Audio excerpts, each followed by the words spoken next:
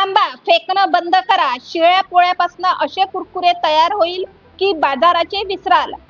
छोट्या मोठ्या भुकेसाठी किंवा संध्याकाळच्या चहा बरोबर अतिशय उत्तम अशी ही रेसिपी आहे. चला तर मग आता आपण रेसिपीला सुरुवात करू, थेट सावजीच्या स्वयंपाकघरातनं.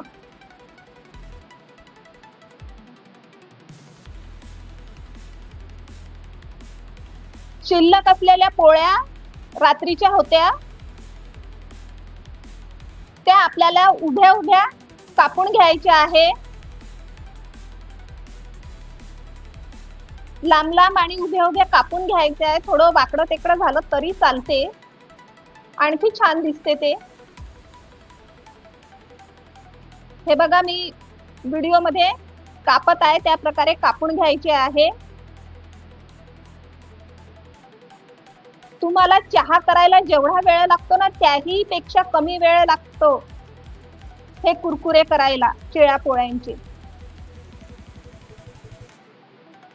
आणि लहानांपासून तर मोठ्यांपर्यंत खूप आवडतात. हे सगळ्यांना आवडेल ही अशी रेसिपी आहे. हे बघा, या प्रकारे कापून घ्यायची आहे.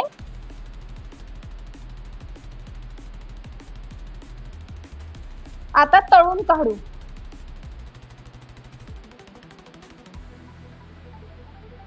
छान तेल कडकडीत गरम करून घ्यायचं आहे हाय फ्लेमवर.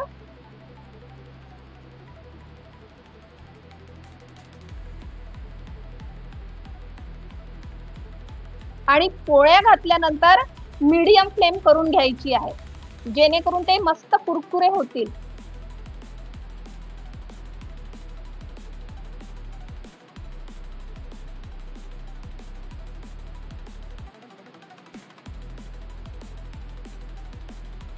हे बघा, छान मस्त गोल्डन ब्राऊन होतपर्यंत करून घ्यायचं आहे आपल्याला फ्राय.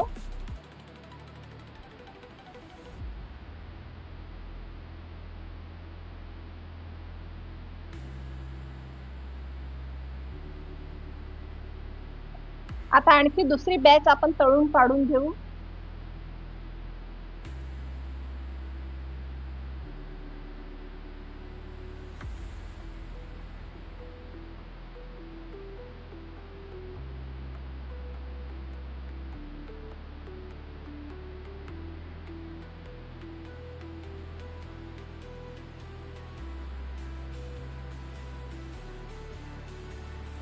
हे बघा, किती सुंदर कलर आलेला आहे, मस्त गोल्डन ब्राऊन कलर आलेला आहे.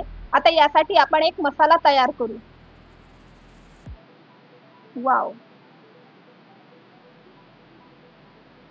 तिखट घेतलं लाल, धणे जिरे पावडर, थोडी हळद, आमचूर पावडर, हिंग, मीठ चवीपुरतं. तुम्ही काळं मीठ पण घालू शकता किंवा चाट मसाला पण घालू शकता. तुम्ही आपल्या अनुसार जे बदल करायचे आहे ते करू शकता. मी फक्त 4-5 बेसिक मसाले घेतले. हे मसाले आपण कुरकुऱ्यावर भुरभरणार आहोत. हे बघा, पूर्ण छान असं कोट करून घ्यायचं आहे मसाल्याने कुरकुरे. छान असं खाली वर करून. हे बघा,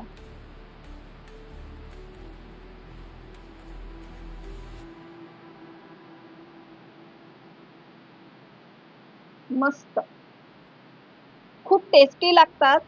आणि जेवढा वेळ करायला लागतो ना, त्याच्याही पेक्षा कमी वेळ संपायला लागतो. लहान मुलं तर खूप आवडीने खातात हे येता जाता.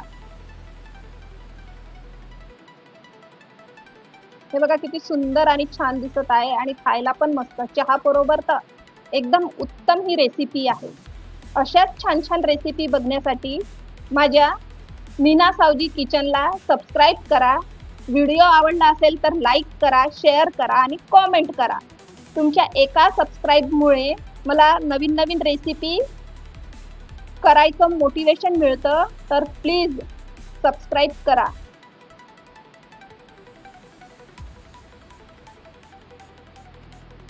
एकदम सोपी साधा हा नाश्त्याचा प्रकार आहे.